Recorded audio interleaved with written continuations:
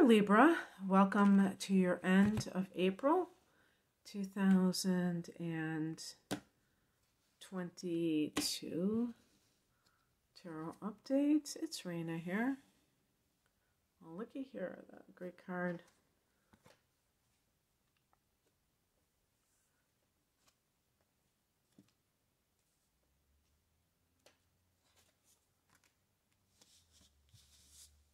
Wow, look at all these major arcana cards.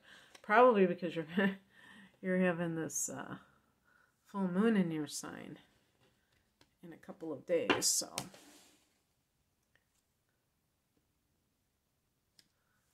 Okay. The heart of the matter is the Magician card. This is about co-creating your own reality, which, for me at least, means that you even consider the fact that you have the power of actually creating a life for yourself. Some people inherently understand this, and even from a young age, they go after the things that they're very passionate about. And I think about this sometimes because I know when I was younger, and I'm talking about, late teens, early 20s, that I didn't have that sense of agency. I think that's a good word to use, where it just felt like, yeah, I can do this. And of course, I mean, there was a time when I, was really into writing poetry and things like that, but I wasn't being grounded and practical. Like, how do you do this? How do you make a life for yourself doing this type of thing? So I was just kind of doing things that I love, but I wasn't really channeling it in a practical way. And so Libra, is there something that you are trying to do that is for yourself, that really expresses who you are, that is apart from other people's expectations for you? That's a question I would have for you. We have here in the past position, the Eight of Cups, leaving behind what no longer serves you. This is coming from the heart. Cups are coming from the heart. So if your heart isn't into something, you may be feeling like, I need to create something for myself because I am not finding this. Maybe at one time, like if this is job related, at one time you were happy and that was good enough, but eventually it got to the point where it just wasn't good enough.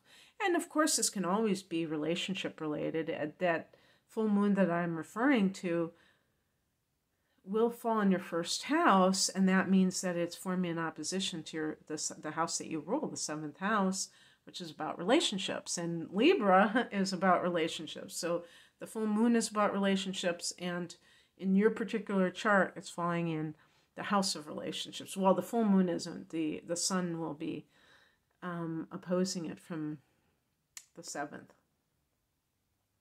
And that can really tell, if you are coupled, that can really tell you the nature of your relationship, because you may realize what your needs are that you've been kind of putting on the back burner for whatever reason. And maybe this is the reason, the higher message. So I'll just hold it upright, even though it's reversed. The higher message is the Emperor card, and this is supposed to be Aries, which is, exactly what I was talking about astrologically. But I mean, it can represent a person who is very controlling, especially if it's in the reversed position. Maybe this person is unreasonable. Sometimes, though, I'm going to pause this. I want to just check something out. Oh, I can't do that right now, because sometimes in the reverse position, this can actually be that, overcoming something like that. So I don't know if my interpretation is correct. But I feel like when the Emperor, there can be a positive side to this person, to this energy, where it can be about getting control of your life, okay? So at the higher level, which is the position of this card with the reversed position, it can be that you may be walking away from something, but you don't really have your life together. So you're just kind of reacting to something that has happened or a feeling, and you don't have that sense of where you're going. And so that is definitely something to be careful of, because sometimes people are dissatisfied, but they can't really put their finger on it. And so it's very convenient. It's easy to blame other people and say, oh, that person doesn't make me happy. But it doesn't necessarily mean that the other person is doing anything wrong. It can simply be that you are at some point where you're fed up with life as it is, and nobody would be perfect enough in that situation, but you have to look at yourself. There's going to be, in about a year, we're going to start to see eclipses in, actually, I think it's in March, in Aries, and then in Libra. So you're going to have a lot of changes in 2023 probably, and going into 2024. So you're going to get your time with the eclipses too. And this might be a prelude of what's to come.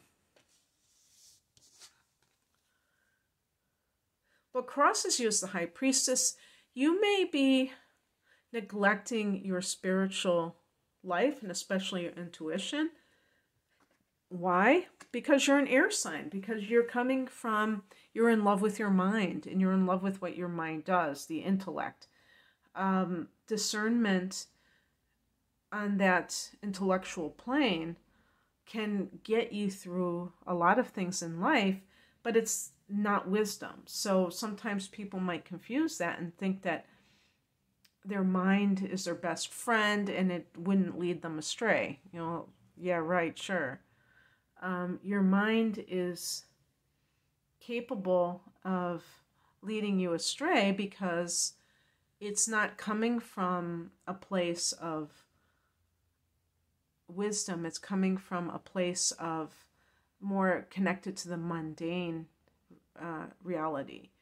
And so it's going to, assess things in the material world, but it's not looking at the fact that you're not just a material being.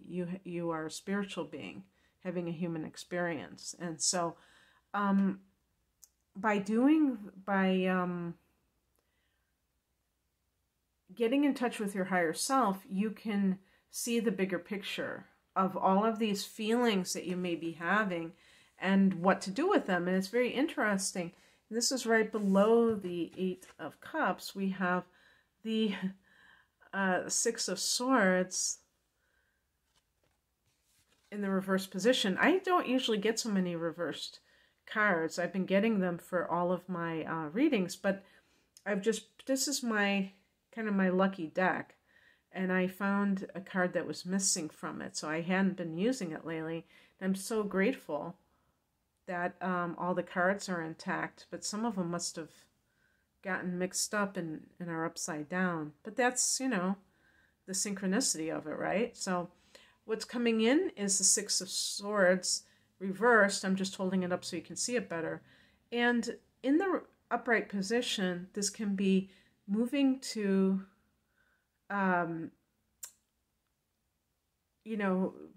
territory, moving to a place, and it could be like an actual physical location where you're choosing peace rather than some kind of conflict.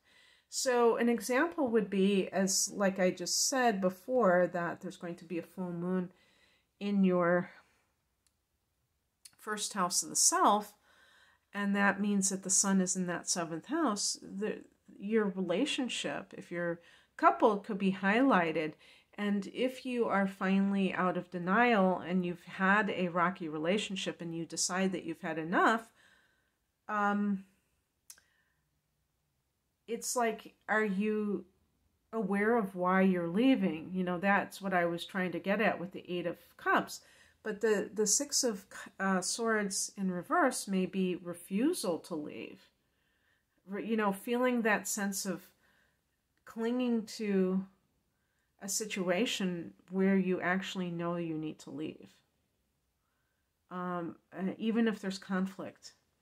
Because perhaps you're scared, perhaps you want, you know, to be in that partnership, even if it's less than satisfactory.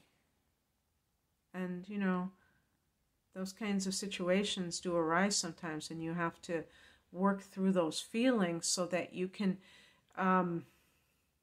you know, take a step in the right direction. The Magician card, to me, is really about those new beginnings.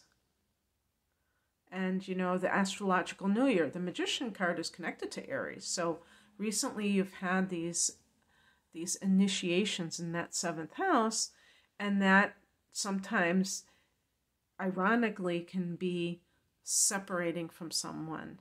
Even though it's a new moon, even though it's the sun going into Aries, astrological new year, there can still be endings attached to it. And if that's the case, being able to do so confidently and not second-guessing yourself. The outcome is the King of Wands. This is really about stepping into your power at the highest level. I really see this card as connected to Aries, but I'm not, or maybe more like Leo, but I'm not sure. The point is that I think it's a double fire energy. It's a very, I don't know if that's true. Maybe I shouldn't say that. I'm not sure if the king is fire. It might even be earth for all I know. But it's a very, to me, it's an alpha male kind of energy. So even if you're a woman, it's being in your divine masculine, where it's not about self-centeredness or controlling behavior. It's about really feeling confident from the inside out. Not based on outer circumstances, but an inner knowing that you are doing the right thing. That you have a special life to live that is yours to live, a special path to walk, and standing on your own 2 feet and feeling good about that and enjoying that feeling of self-mastery.